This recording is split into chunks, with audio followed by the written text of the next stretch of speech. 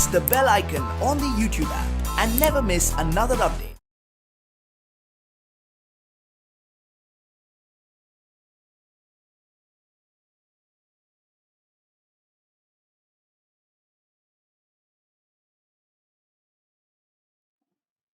Hi everyone, hope you are all doing good. And today we are here to discuss questions pertaining to KCET Grand Test 9. So let us begin with the first question.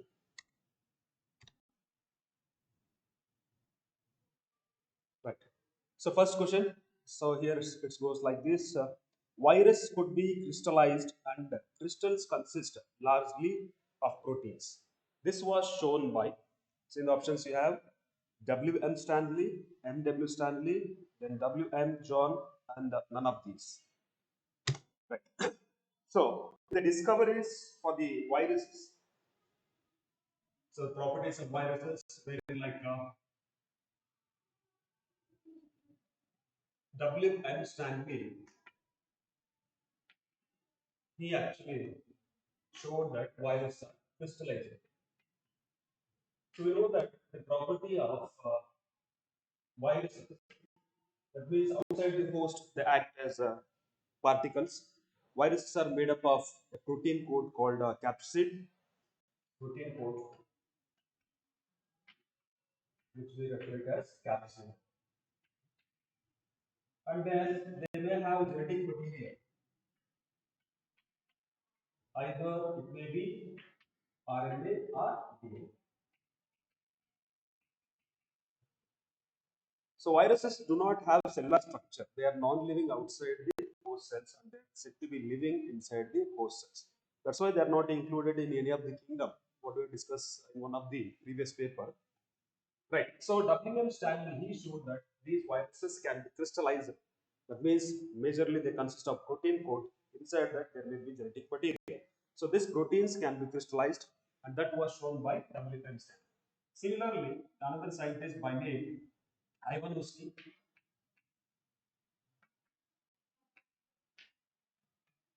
he showed that the virus are print protein.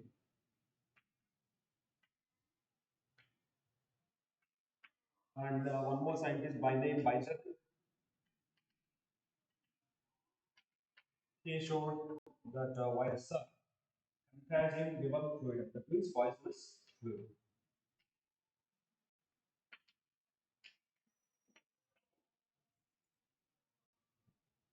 So obviously the options, if you look at, there is W.M. Stanley and M.W. Stanley and one more W.M. John.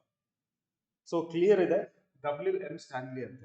So ಇಲ್ಲಿ point ಅನ್ನು note ಮಾಡಬೇಕಾಗಿರೋದು ಏನಂತಂದ್ರೆ sometimes even like with the initials also W.M. Stanley M.W. Stanley ನೋಡಿ ಎಷ್ಟು meticulous ಆಗಿ ಸಣ್ಣ ಒಂದು subtle things ಕೂಡ ಕೇಳೋ ಪಾಸಿಬಿಲಿಟೀಸ್ ಇರುತ್ತೆ. It's not like conceptual but of course there may not be like we may not take any chances to lose such type of questions. Conceptual ಏನಿಲ್ಲ but ಆದರೂ ಕೂಡ ಇಂಥ ಒಂದು ಪಾಯಿಂಟ್ ಕೂಡ ನಾವು ಕೀನ್ ಆಗಿ ಅಬ್ಸರ್ವ್ ಮಾಡಬೇಕಾಗುತ್ತೆ. So answer should be W.M. Stanley. Okay, so let us move on to question number 2. Right, prothallus is, in the options you have sporophytes, dioecious, heterotroph, found in bryophytes. Then gametophyte, dioecious, autotroph, present in pteridophyte. Gametophyte, monoecious, autotrophic, found in bryophytes. Gametophyte, monoecious, autotrophic, present in pteridophytes. Right. So if you just recall the alternation of generation in the plant life. So thalophytes, which exhibit haplontic cycle, in algae or thalophytes. Then in case of bryophytes and pteridophytes. So these two exhibit haplodiploidy life cycle, and then gymnosperms and angiosperms. So these two are the advanced plant groups, what we can say, and these exhibit diploidy. So it's already very clear that a haplontic is one wherein the gametophyte, the haploid gametophyte is dominant phase and diploid sporophyte is dependent. Whereas haplodiploidic, both the gametophytic phase as well as the sporophytic phase will be of equal duration, and it depends on the bryophytes or pteridophytes which is actually dominant. In bryophytes, gametophyte is dominant, sporophyte is dependent. Whereas pteridophytes, both are independent, but sporophytic is dominant. So whereas gymnosperms and angiosperms, sporophytic phase is dominant, whereas the gametophytic phase is dependent. So now the question is prothallus. Prothallus refers to what? Prothallus is the gametophyte. Prothallus is a gametophyte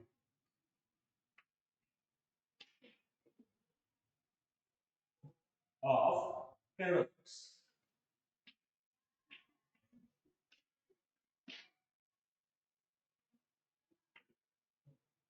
So in case of pteridophytes, the prothallus is nothing but the gametophyte.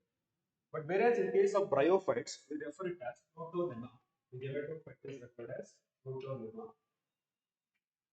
And you should be knowing that this prothallus, whatever the gametophyte, they develop from spores, haploid spores. These gametophyte then produces the gametes. So prothallus refers to gametophyte of pteridophytes. ಹಾಗಾಗಿ options ಅಲ್ಲಿ ನೋಡಿ bryophytes ಅಂತ ಎರಡು options ಅಲ್ಲಿ ಇದೆ. ಆ ಎರಡು options ಇಲ್ಲಿ ನಮಗೆ ಎಕ್ಸ್ಕ್ಲೂಡ್ ಆಗುತ್ತೆ. ರಿಮೈನಿಂಗ್ ಬಂದ್ಬಿಟ್ಟು ಟೆರಿಡೋಫೈಟ್ಸ್ ಅಂತ ಇದೆ. ಸೊ ಆ ಟೆರಿಡೋಫೈಟ್ಸ್ ಅಲ್ಲಿ further what we need to see whether they are autotrophic or dioecious etcetera. So gametophyte is dioecious, autotrophic, present in pteridophytes, and in next option gametophyte is monoecious, autotrophic, present in pteridophytes. So in both the options, pteridophyte is common and autotrophic is common, and we need to look at whether it is monoecious or dioecious. So prothallus is monoecious. It's monoecious. What do you mean monoecious? It's a it produces both antheridium and archegonium. Antheridium and archegonium are present on the same gametophyte.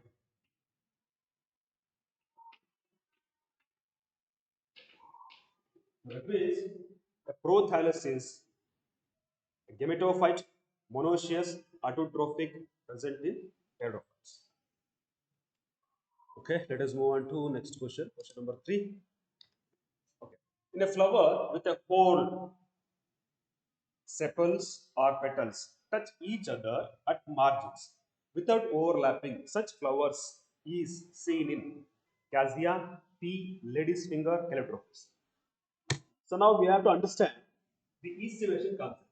So what they have defined in the question, in the whole of sepals or petals,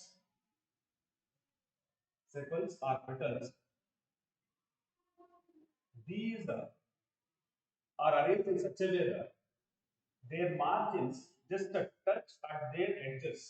They touch at their edges without overlapping. And this type of estivation is referred as valvate estivation. And this is seen in calotropis. And other examples, what you have, cassia. In case of cassia, the estivation is imbricate. That means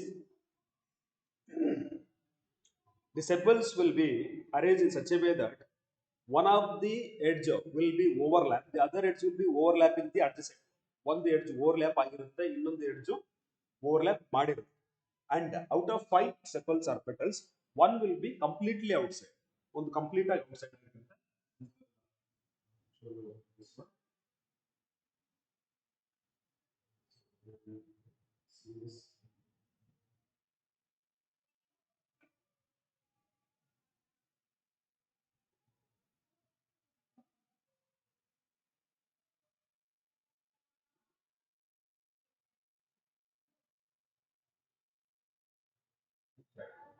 So in this schematic representation diagram, you can see one of the completely outside. Distribution is called imbricate. Next, what do you have? P. So it's very common example what you have discussed in the last terms. And here it's a maxillary stage. What do you mean by axillary? The five petals will be of different size. There will be one larger posterior petal, then lateral wings, and the anterior two. The keels are carrying on what we call. That's so P as well as B. So it's a characteristic feature of Papillonosae family. That's called axillary stage. Then what example you have? One more option, lady's finger. So in case of lady's finger, the distribution is twisted. Twisted. That's what I told you. The five petals and will be arranged in such a way that one of the edge will be overlapping, the other will be overlap. One edge overlap ಆಗಿರುತ್ತೆ, ಇನ್ನೊಂದು edge overlap ಮಾಡುತ್ತೆ.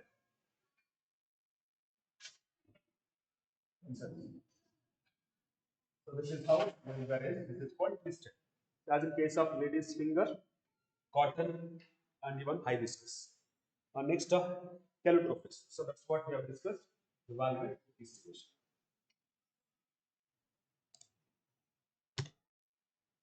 Okay, question number 4.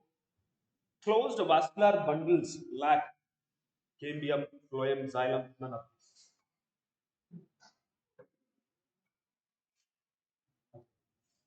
The xylem and phloem, so in the plant organ, it may be root, stem, or leaf.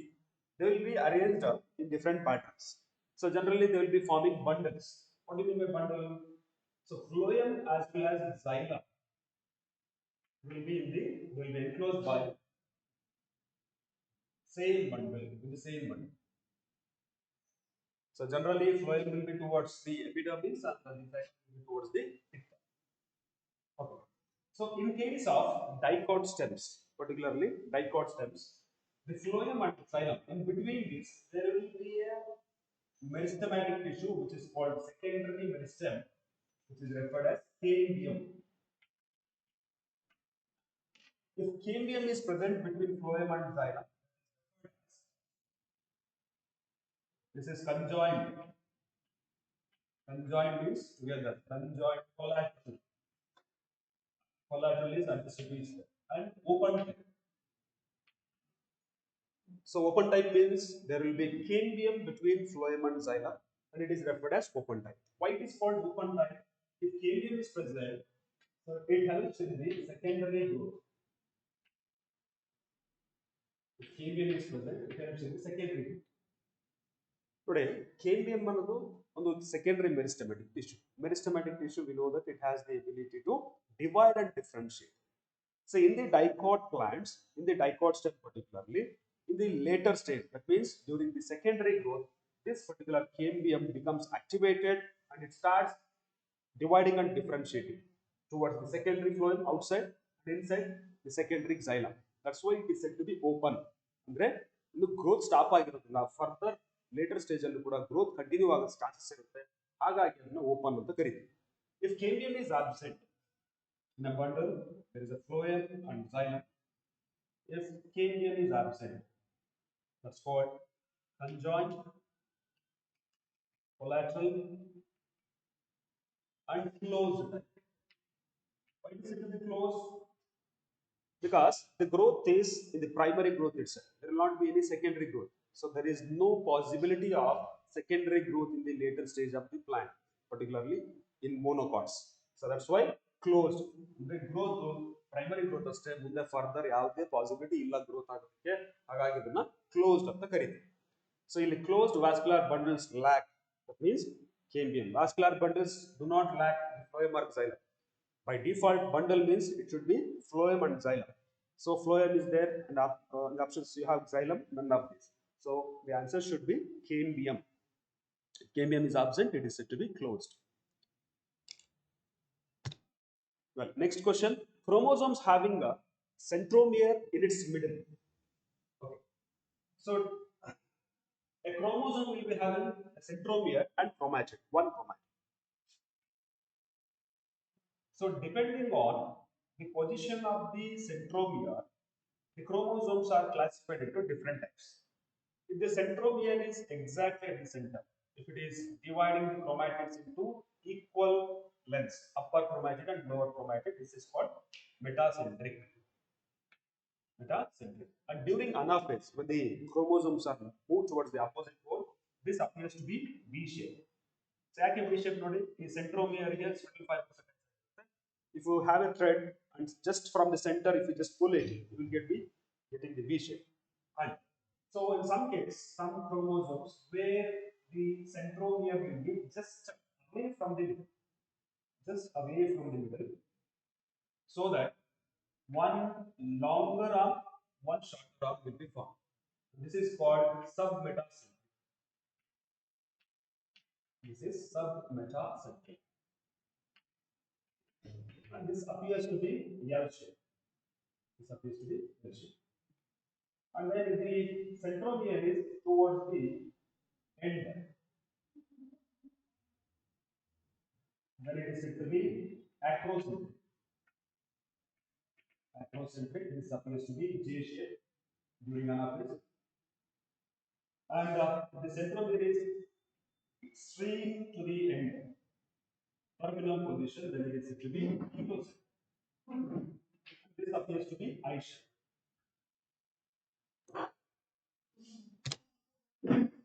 So exactly at the middle, that is metacentric, just away from the middle, submetacentric.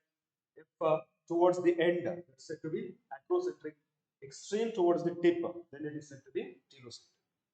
So during anaphase, when these spindle fibers will be attached to the centromere and they will be pulling these chromosomes, this metacentric appears to be V shape, submetacentric appears to be L shape, and acrocentric appears to be J shape, and telocentric appears to be I shape.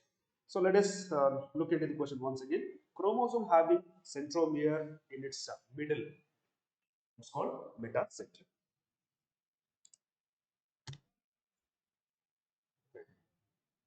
Next question, question number 6. Synaptonemal complex is formed during many times in the previous paper. Synaptonemal complex, what does it mean? In the meiosis, during the prophase 1. Prophase 1, which is further divided into stages such as leptote,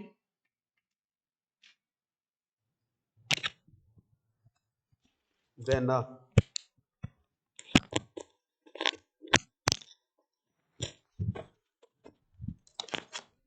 zygote,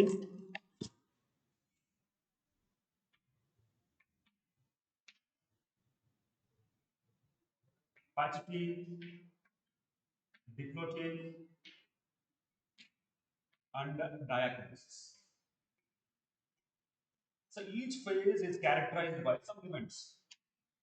Leptote, so wherein the chromosomes will be condensed further. Zygote, where there will be pairing of the homologous chromosomes. Pairing of homologous chromosomes. Homologous chromosomes, the chromosomes of same size, same structure, and same type of chromosomes. So said to be homologous chromosomes.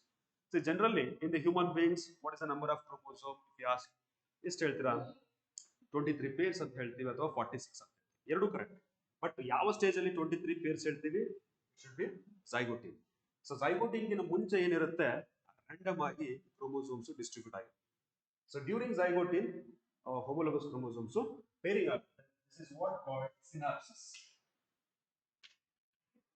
So these homologous chromosomes form a complex.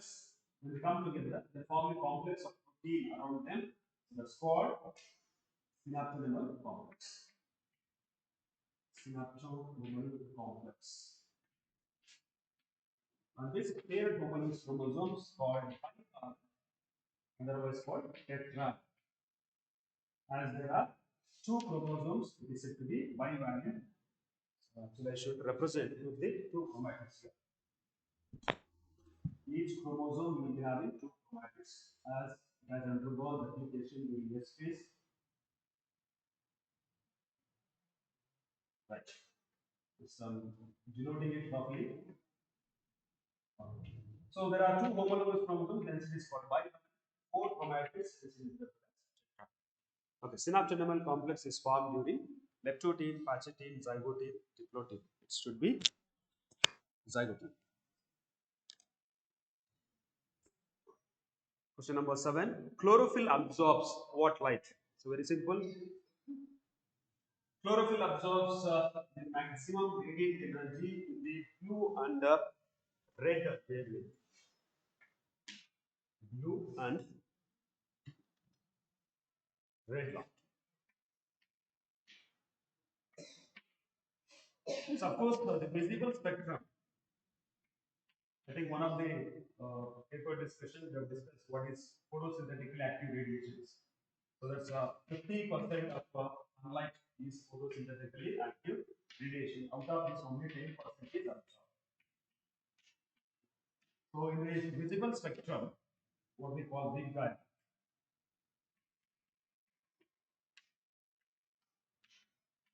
So violet, indigo, blue, green, yellow, orange, and red. So this particular red and the blue and red colored wavelength will be absorbed maximally during the photosynthesis through chlorophyll. The two particularly chlorophyll A. So in the options you have blue and red light only, blue light only, green light. So it's not green light. Green light will be emitted. That's why the leaves appears to be green in color. So answer should be blue and red light. Okay, question number 8. Electron lost by PS2 are regained from. So this is the concept of non-cyclic photophosphorylation. So from pigment system 2, when the radiant energy, the photon of light falls on this pigment system 2, the electron from pigment system 2 gets excited. And this electron passes through series of electron carriers such as levophytine and plasticphenone, okay, etc. Then cytochrome B bar F complex. And then it enters into pigment system 1. And pigment system 1, again, the photon is absorbed, electron is excited. This electron passes through series of electron carriers A0, A1, then Fx, then SAB, then FD, and finally it is accepted by NADP. That means, so the non-cyclic photophosphorylation, whatever the electron is released from pigment system 2 will not return back to the system because it is finally absorbed by the coenzyme NADP. Right. Then how this electron which is released from pigment system 2 is restored. So this is restored by the splitting of water in the oxygen evolving complex of the evolving complex. When the water is split, H2O, when the water is split, two protons are released and two electrons are released and half O2 is released. So these electrons lost by pigment system 2 is restored by water, that is splitting of water. So the options water, O2, CO2 and none of these. So answer should be H2O. Okay. FAD acts as an electron acceptor in between. Paper item kuda ee concept bandidru NAD and FAD both are the coenzymes which are actually involved in hydrogen accepting as well as electron acceptance. So 10 steps of reactions, that is oxaloacetic acid, then citric acid, cisaconate, isocitrate, then oxalosuccinate, then alpha ketoglutarate, succinyl CoA, succinate, fumarate, and malate. So this is what the mnemonics you should have: COKSSFM. So mnemonics ನೆನಪಿದ್ರೆ ನಿಮಗೆ easy ಆಗಿ ನೆನಪಿರುತ್ತೆ. Okay. So the first step is the condensation of oxaloacetic acid and conversion to the citric acid. The acetyl CoA combines with the oxaloacetic acid and it forms the citric acid.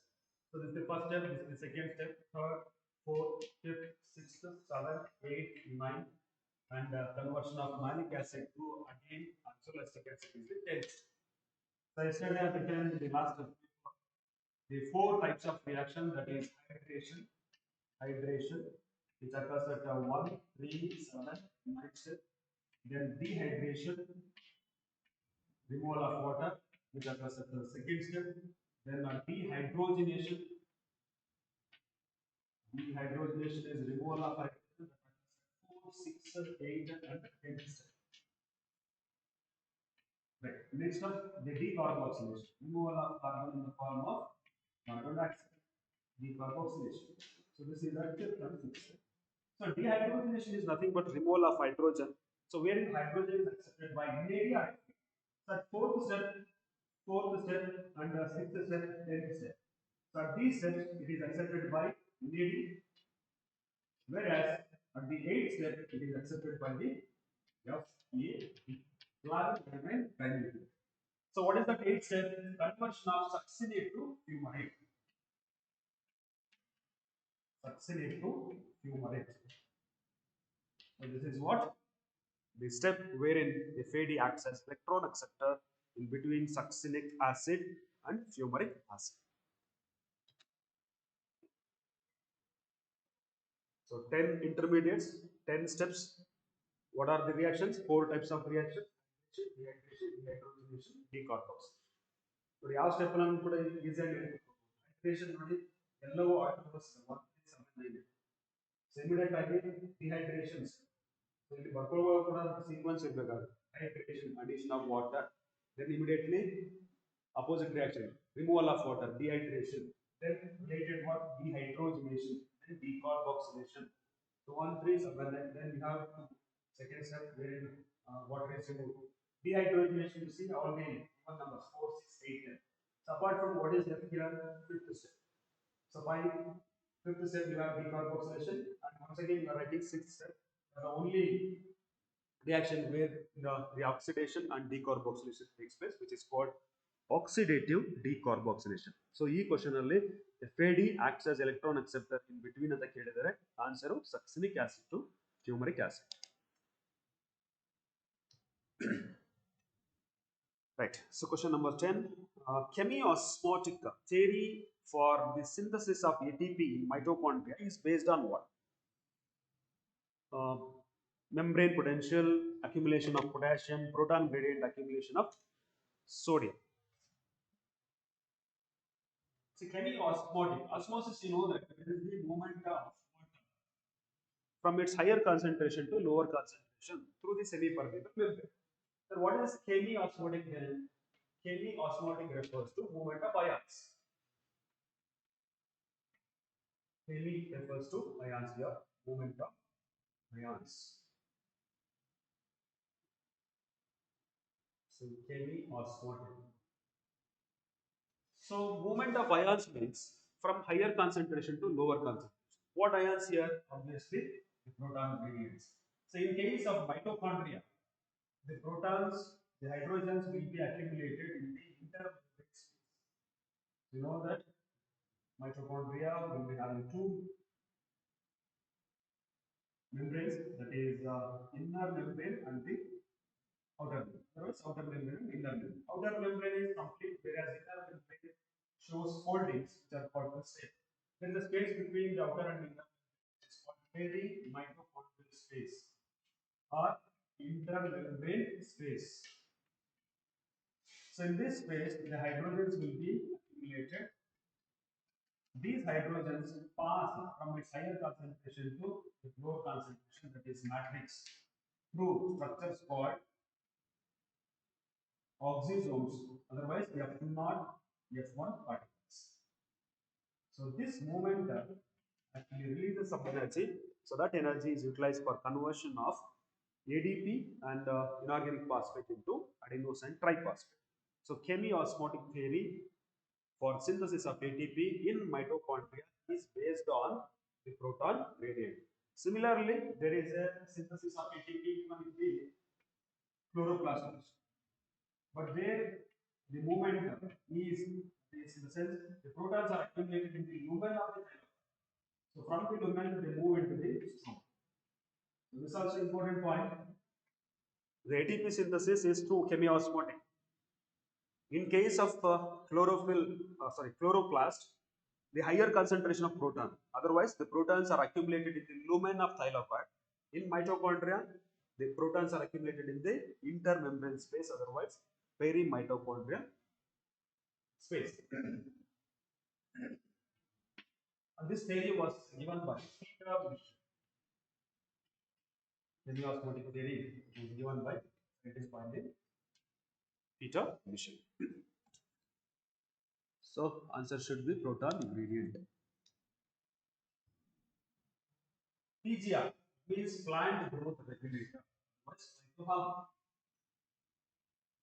To speed up the malting process in breeding industries. So what exactly is that phytohormone which is used in the breeding industry? That means in order to accelerate the process of fermentation. So in the options you have cytokinin, gibberellin, and then auxin and ethylene. So we have studied already the functions of each hormone. It is a gibberellic acid which actually speeds up the breeding process. So the breeding industry for hastening or to accelerate breeding process. We use gibberellic acid that particularly GA3 textbook ಅಲ್ಲಿ exact sentence ಇದೆ but ಈ question ಅಲ್ಲಿ ನಿಮಗೆ cytokinin, gibberellin, auxin, ethylene different options are given. Now obviously you should be identifying gibberellin is the hormone, but in the options if they are giving G1, G2, G3, G4, so very keenly you should be knowing that it is GA3. In this question there is no confusion that there will not be any further difficulties. Immediately you can identify it as gibberellin. But if the options are given like G1, G2, G3, G4, you should be remembering it as G3, GA3. Okay. Question number 12. In which of the following endosperm is completely consumed during seed mature? The options wheat, coconut, castor, and pea. Say when there is a formation of seed, whatever the endosperm is formed, know that endosperm is used for the development of embryo. Endosperm nourishes developing embryo.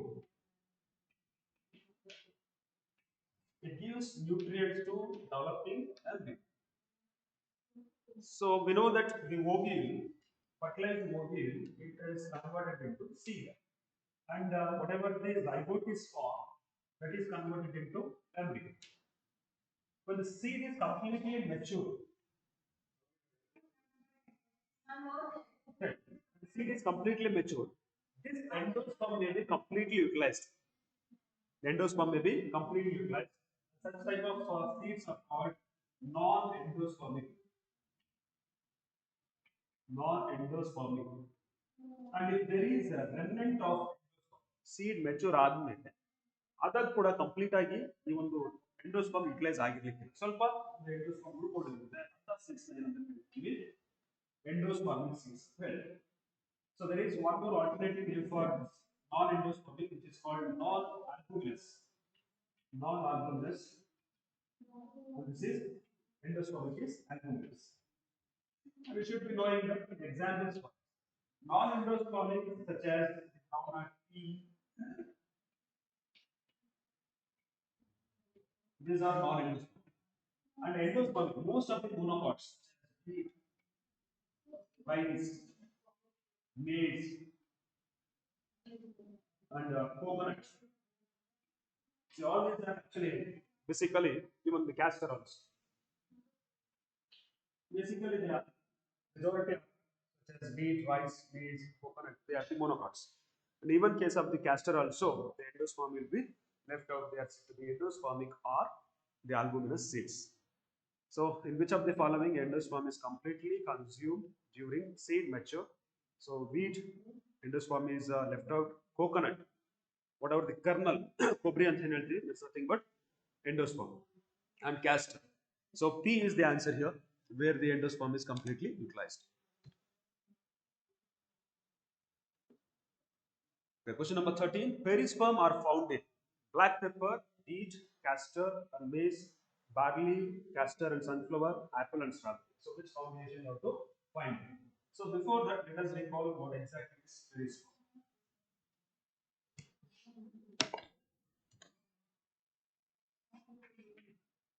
Perisperm is the remnant of nucleus.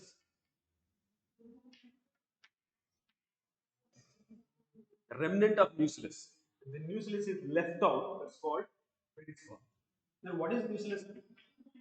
Mucilus is again a nutritive tissue. It's also a nutritive tissue.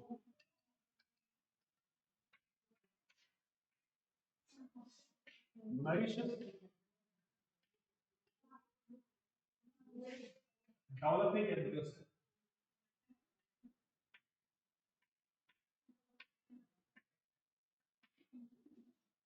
So there are different types of the nutritive tissue which you can come across, such as the tapetum, which nourishes the developing pollen grain, and here you have the mucilus, which nourishes the embryo sac, and even the endosperm, which nourishes the growing embryo.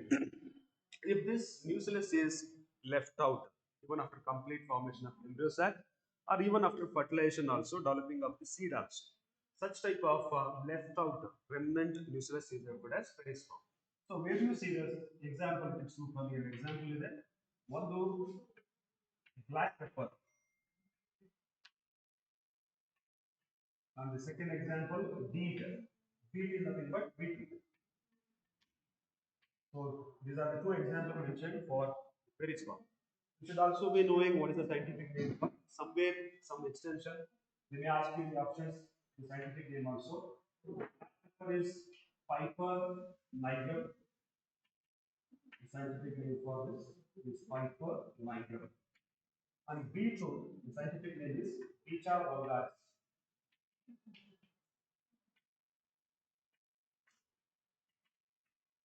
That's the scientific name for beetroot. Okay, let us move on to question number 14. So, well, the edible fleshy part of mango is called pericarp, mesocarp, epicarp, and endocarp. The concept of fruit walls. The ovary wall after fertilization it is converted into fruit wall. Ovary wall converted into fruit wall after fertilization. Okay. Fruit wall consists again it can be of three different layers. The outermost layer is called epicarp, and the middle layer is called mesocarp, and the inner layer is called endocarp.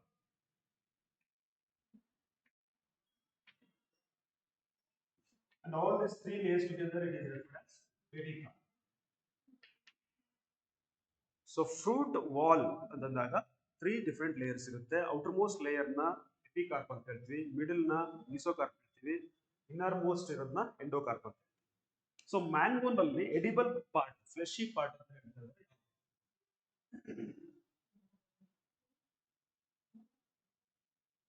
Say, so last 2 months was the season of mango. You might have consumed so much of mango of different varieties, fruits. See, outermost, which is like leathery skin, this is called epicarp. ಹೊರಗಡೆ ಏನು ಸಿಪ್ಪೆ ತರ ಇರುತ್ತೆ ಅದನ್ನ epicarp ಅಂತೀವಿ. And middle, the pulpy part, ಒಳಗಡೆ ಏನು pulp ತರ ಇರುತ್ತೆ, ಪಲ್ಪ್ ಪಾರ್ಟ್ ನ ಹೇಳ್ತಾ ಇದೀವಿ. This is called mesocarp.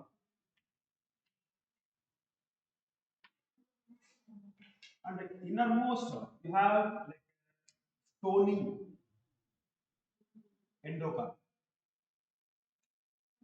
ಈ ಪಲ್ಪ್ ಒಳಗಡೆ ಒಂದು ಸ್ಟೋನಿ ಸ್ಟ್ರಕ್ಚರ್ ಬರುತ್ತೆ, ನಿಮಗೆ ಹಾರ್ಡ್ ಸ್ಟ್ರಕ್ಚರ್ ಬರುತ್ತೆ. That is what the ಎಂಡೋಕಾರ್ಪ್.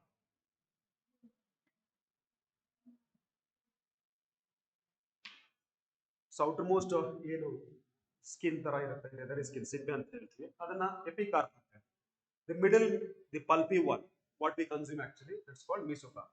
ಒಳಗಡೆ ಒಂದು ಹಾರ್ಡ್ ಇನ್ನರ್ ಮೋಸ್ಟ್ ಲೇಯರ್ ಇರುತ್ತೆ, ಅದನ್ನ ನಾವು ಗೊಟ್ಟ ಅಥವಾ ವಾಟೆ ಅಂತ ಕರಿತೀವಿ. ಸೊ ಇದರಲ್ಲಿ ಎಡಿಬಲ್ ಪಾರ್ಟ್ ಯಾವ್ದಂತ ಕೇಳಿದ್ರೆ you should be answerable to this easily. ಯಾವ್ದು ಎಡಿಬಲ್ ಪಾರ್ಟ್? ಸಿಪ್ಪೆ ತಿನ್ನಲ್ಲ ನಾವು, ಒಳಗಡೆ ಗೊಟ್ಟನ್ನು ತಿನ್ನಲ್ಲ. ಸೊ ಎಡಿಬಲ್ ಪಾರ್ಟ್ ಯಾವುದು? ಮೆಸೋಕಾರ್ಪ್. What is edible? And the fruits which have that stony endocarp, they are referred as fruit. And there is one more example for group, is coconut. What is the edible part in the coconut? Not the epicarp, mesocarp, even the endocarp. ಈ ಮೂರು layer fruit layer ಯಾವುದು edible ಆಗಲ್ಲ. ಹೊರಗಡೆ green colour ಏನು ಕಾಣಿಸುತ್ತೆ ಎಪಿಕಾರ್ಪ್, the fibrous ನಾರ್ ಅಂತ ಏನು ಹೇಳ್ತೀವಿ, that is mesocarp. And the endocarp is stony, which is like hard, ಚಿಪ್ಪು ಅಂತ ಏನು ಕರಿತೀವಿ, ಅದು ಎಂಡೋಕಾರ್ಪ್. ಮತ್ತೆ ಎಡಿಬಲ್ ಪಾರ್ಟ್ ಯಾವುದು? Endosperm. Coconut, the endosperm is edible. Either it is free nuclear endosperm or the cellular. Let us see next question. Question number 15 from the molecular basis of inheritance. Amino acylation of tRNA, also known as amino acylation of tRNA, also known as charging of tRNA, charging of RNA, formation of ribosomes. Then fourth is charging of mRNA. This is the concept of translation, protein synthesis. In protein synthesis, we know that all the three RNAs are important. mRNA, rRNA,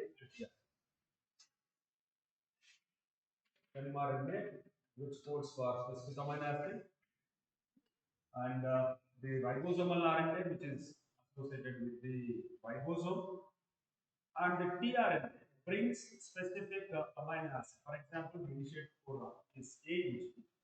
This tRNA brings the specific amino acid according to the codon. For example, instance, we are considering the initiative codon AUG.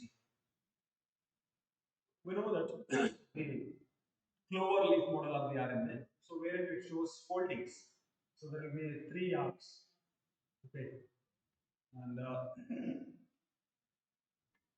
5 prime end and 3 prime. So this 3 prime end is the amino acid acceptor. Amino acid acceptor. At this 3 prime end, the specific amino acid will be dot. So here for this it is methionine. Initiative codon, AUG codes for methionine. So in order to bring this before the translation, there are certain events which occur. So wherein that charging of amino acid and loading of the amino acid to the specific tRNA, that's called amino acylation. Amino acylation. Amino acid with the ATP gets activated. Let's get activated. At the same time, it is loaded to, or it is attached to the 3 prime end of specific tRNA.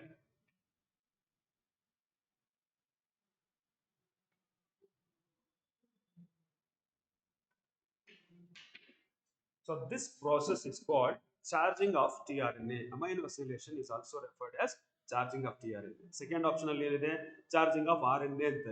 So there is no clarity in that which RNA. Formation of ribosomes, that's not at all related to amino acylation. And charging of mRNA, mRNA will not be charged. The process of translation, protein synthesis, the tRNA, the role of tRNA is to bring specific amino acid to the site of protein synthesis. That's called charging of tRNA, otherwise amino acylation of tRNA. So now we are in question number 16. Regulation of gene expression occur at the level of transcription, splicing, translation, all of these. Right. Regulation of gene expression. That means gene expression is nothing but from information flowing from DNA to specifically mRNA, and mRNA to protein. This is what the process called central dogma.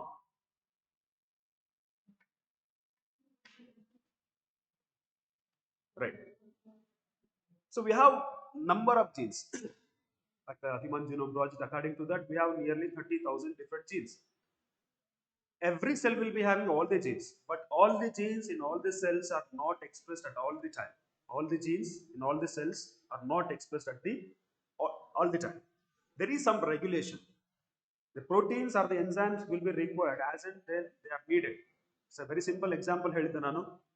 ಒಂದು ನಿಮ್ಮ ಮನೆಯಲ್ಲಾಗಲಿ class ರೂಮಲ್ಲಾಗಲಿ fan ಮತ್ತು ಲೈಟ್ನ switch on ಮಾಡ್ತಿದ್ದೀರ ಅಂತಂದಾಗ requirement ಇದ್ದಾಗ on ಮಾಡ್ಕೋತೀವಿ, requirement ಇಲ್ಲದಾಗ of ಮಾಡ್ತೀವಿ. So ನೀವು ಮಾಡ್ತೀರಾ ಇಲ್ಲೋ ಗೊತ್ತಿಲ್ಲ, ಬಟ್ ಇಲ್ಲಿ ಸೆಲ್ಸ್ ಅಂತೂ ಮಾಡೇ ಮಾಡುತ್ತೆ. ಈ ಸೆಲ್ಸ್ ಅಲ್ಲಿ ಪ್ರೋಟೀನ್ಸ್ ಎನ್ಸೈಮ್ಸ್ ಅವಶ್ಯಕತೆ ಇತ್ತು ಅಂತಂದ್ರೆ ಮಾತ್ರ ಸಿಂಥಸಿಸ್ ಆಗುತ್ತೆ, ಎಕ್ಸ್ಪ್ರೆಸ್ ಆಗುತ್ತೆ. ನೆಸೆಸಿಟಿ ಇಲ್ಲ ಅಂತಂದ್ರೆ ಎಕ್ಸ್ಪ್ರೆಸ್ ಆಗುತ್ತೆ. That's what we call switch on and switch off.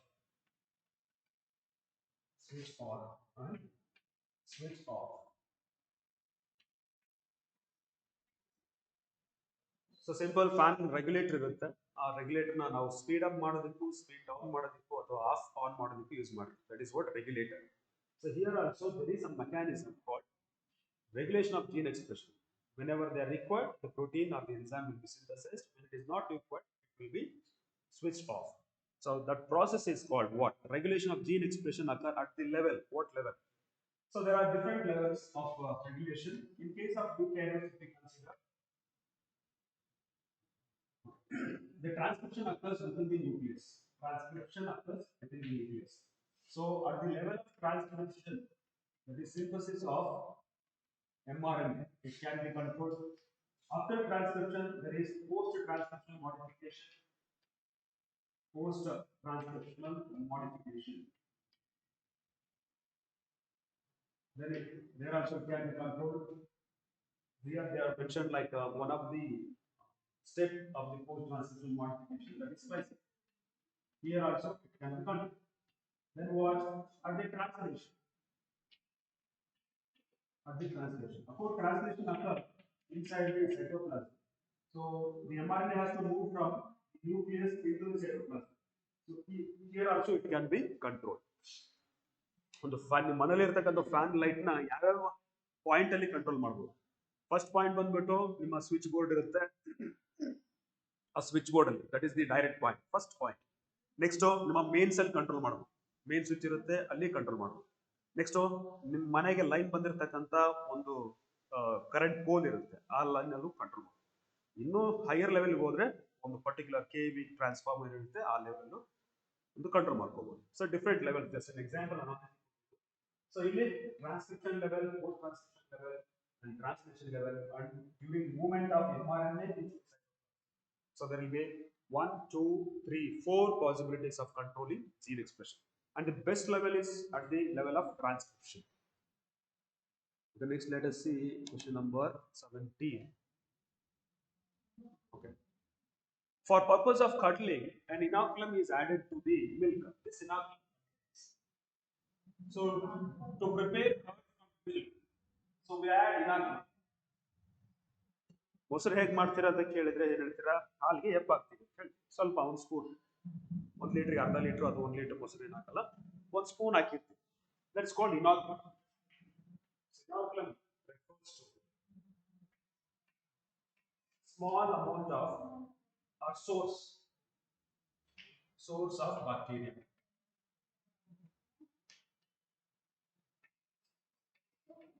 Source of microorganism in general, I guess. Not only bacteria, source of microorganism. It's called inoculum.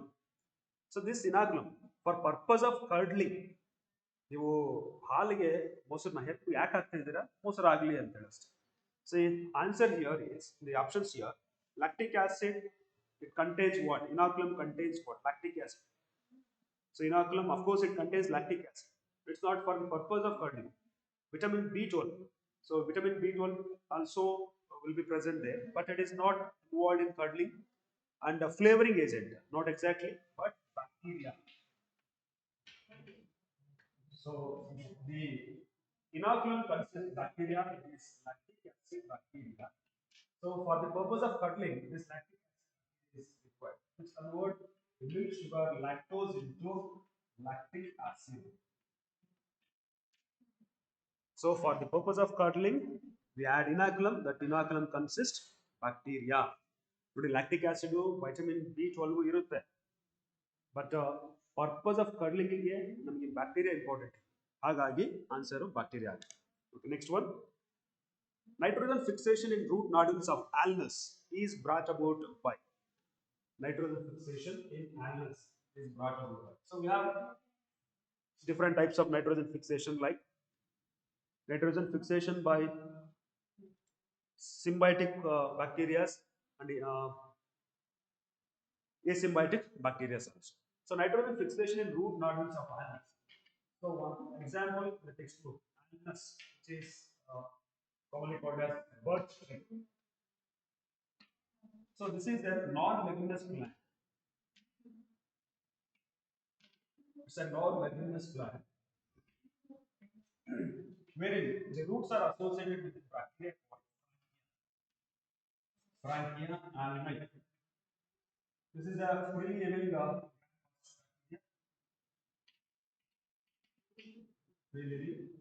gram-positive bacteria. So we commonly know that very familiar example, the rhizobium, which is associated with the leguminous plants, such as the pea plant or the groundnut plants, etc. Leguminous plants. There is a non-leguminous. What do you mean by leguminous and non-leguminous? Simple like it. Leguminous means the fruit will be of pod type. Pod. There is a type of fruit called pod, dry dehiscent fruit. Whereas the non-leguminous means they do not produce the pod-like fruits. So one of the example for that non-leguminous is unless and it is associated with the Frankia. Otherwise, the bacteria Frankia alnai is associated with the roots of Alnus symbiotically, which helps in nitrogen fixation. In the options, what you have Bradyrhizobium, then Clostridium, Frankia, and Azorhizobium. So rhizobium types are Bradyrhizobium and Azorhizobium. They are associated with the leguminous plants. Clostridium, that's an actually pathogen, Clostridium tetani, which causes the tetanus, and Clostridium botuli, which causes botulism. And obvious answer should be Frankia. Okay. Fungal partner of mycorrhizal association provides many benefits to the plant. Which of the following is not correctly listed? Mycorrhiza is the symbiotic association of roots of higher plants with the fungi.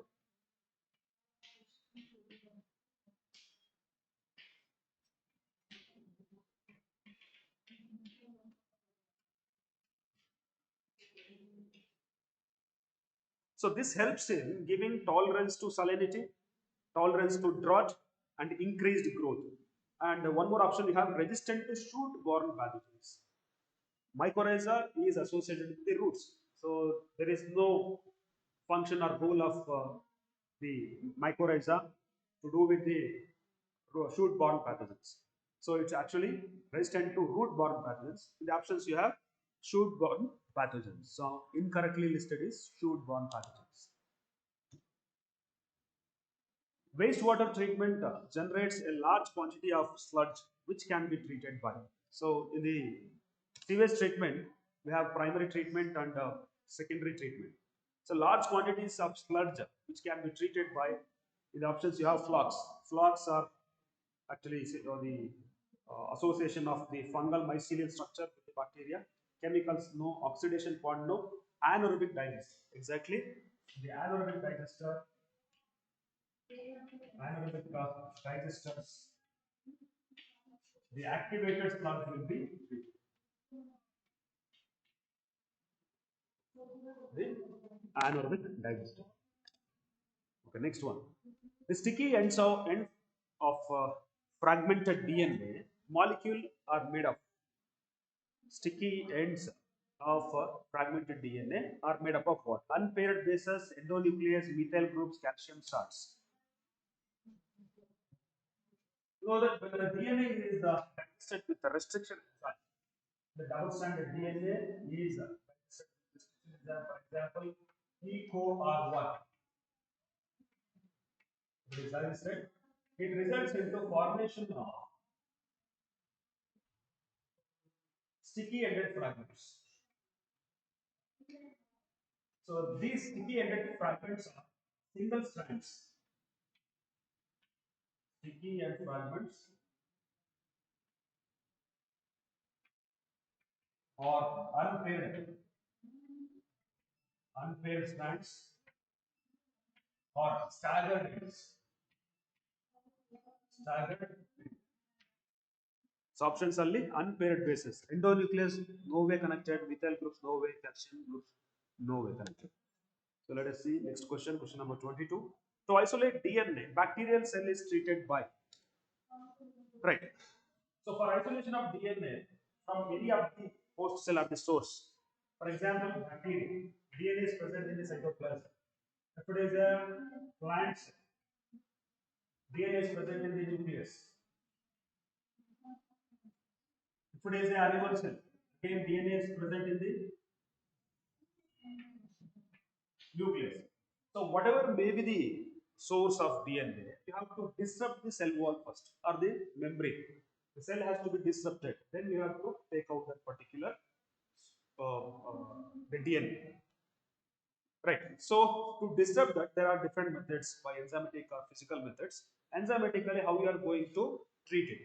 Particularly in case of bacteria, so bacterial cell wall is made of peptidoglycan,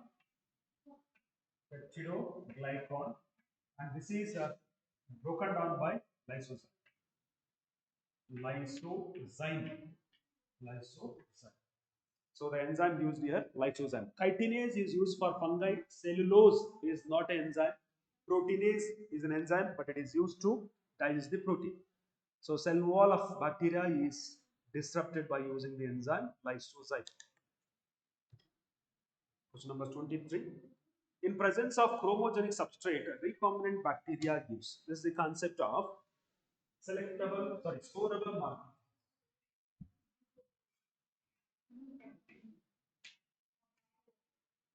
Storable marker genes. So one of the storable marker gene is lactate produces an enzyme called beta-galactosidase. Beta-galactosidase. So normally beta-galactosidase is used for digestion of lactose. But so in selection of recombinant cells, this lactate gene which produces the beta-galactosidase can also digest a chromogenic substrate called X-gal. Chromogenic substrate. That means when X-gal is digested, it gives blue color. It gives blue color when it is digested. When X-gal can be digested, when there is a beta-galactosidase. When beta-galactosidase is produced, when there is a functional lactate gene. So in the recombinant technology, what we do, if this is the lactate gene, using enzymes such as EcoR1, this will be cleaved and your desired gene will be inserted. It's called insertional inactivation. So the lactate becomes inactive, it won't produce the beta-galactosidase enzyme. So wherever your desired gene is inserted, in the sense it is inserted in between the lactate gene, that means it is a recombinant plasmid. So the cell into which it is going, that becomes recombinant. So the recombinant cells will be inactive for lactate gene. Recombinant cells do not produce recombinant cells do not produce, there is no beta galactosidase. If beta galactosidase is absent, they do not digest the no breakdown of X-gal, that is chromogenic substance. If X-gal is not broken, do not produce the blue color, it produces white color. So here the green colonies, then the second option you have colorless colonies, then red colorless, colored colonies, then blue colonies. So answer should be colorless colonies. I told you white is nothing but the colorless. So let us move on to next question, question number 24. Bt toxin kills the insect by how this? So many times we have discussed this concept. Bacillus thuringiensis, a bacterium which produces a crystal protein.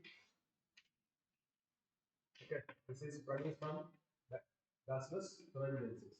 This crystal protein becomes active in the alkaline pH of the insect gut, and it binds to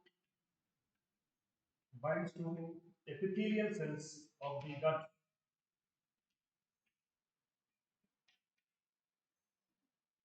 And it increases the porosity. In the porosity increased, there will be movement of water into the cells, and the cells will burst. So eventually the insect will die. So blocking the nerve conduction, not at all the answer here. Then by creating pores in the tracheal system, exactly, uh, or not tracheal system, but damaging the surface of trachea, no. By creating pores in the midgut, that's what I told you. In the gut system, it creates pores that increases the permeability of water to the cells, and then the cells will bulge, and the bursting of the cells leads to the death of the insect. Okay. Which Indian plants have been patented many times by Western countries for their commercial uses? That's called biopiracy. Biopiracy. This also again straight question from the textbook. So plants like rice, basmati rice particularly,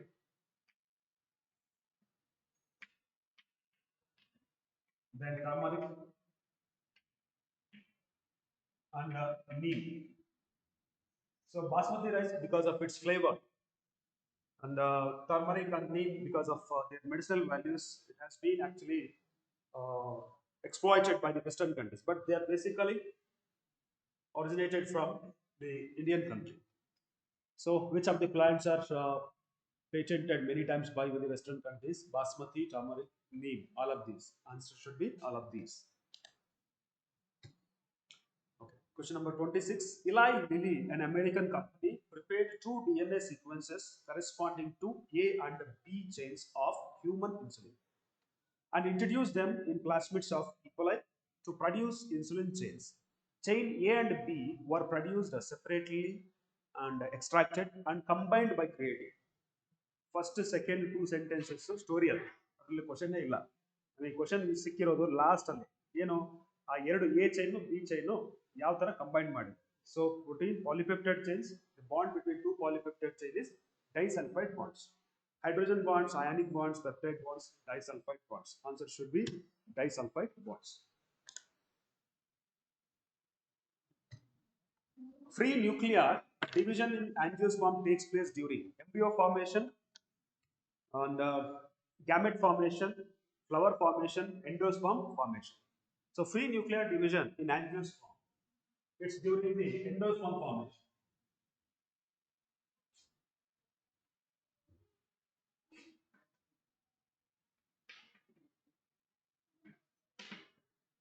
So endosperm, you know that it's a triploid tissue, which is resultant of triple fusion. So this triploid tissue initially there will be single cell, free nuclear. So this repeatedly undergo free nuclear division, this without cellular division. That forms free nuclear endosperm. The tender coconut, what we see is nothing but the free nuclear endosperm. So gradually there will be a formation of cell wall, so wherein it becomes a cellular endosperm, nothing but kernel, cobra, cobra. Okay. So this is called cellular endosperm. So answer here, endosperm formation. So question number 28, you have like a events, that is embryogenesis, gametogenesis,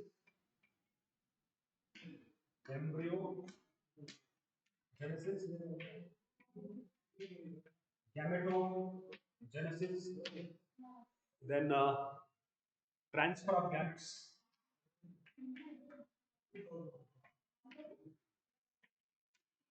then you have syngam. Syngam is nothing but fertilization. Right. The question here is then which of the above events will be third in the sequence? So gametogenesis, formation of gametes is first. This is first. Then gametes has to be transferred. Second, and they have to be fertilized. Third event. Then embryogenesis is fourth. Means syngamy, fertilization is the third event.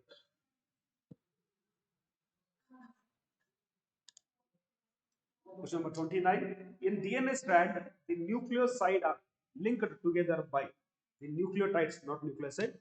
In DNA strand, the nucleotides are linked together by.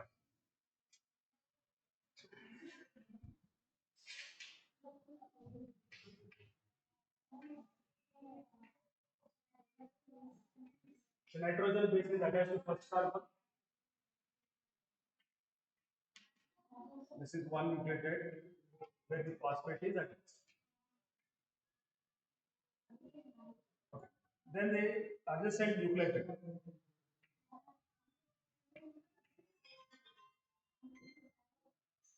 Here also there will be phosphate attachment. This is third. The phosphate from fifth carbon. Phosphate from fifth carbon. And it is attached to the OH group of adjacent nucleotide, which is attached. So there is a bond formation. This bond is called phosphodiester.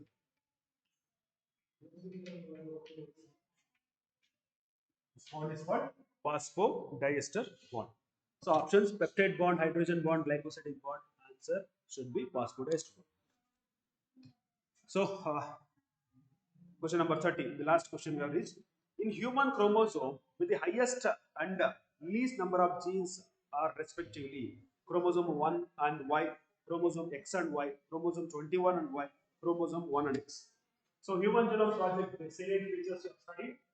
The highest number of genes are present on the chromosome number 1, that is 2960. And the least number of chromosomes are present, genes are present on the chromosome Y, that is about 231. Highest numbers are present of genes are present on chromosome number 1, 2968, and least number are present on the chromosome number Y, that is 231. Well, that's about for today's session. We have discussed all the 30 questions from the botany part. So another 3 exams are still pending to go. So keep preparing, don't miss any of the test, and I wish you all the best. We'll meet in the next session. Till then, take care. Have a nice time.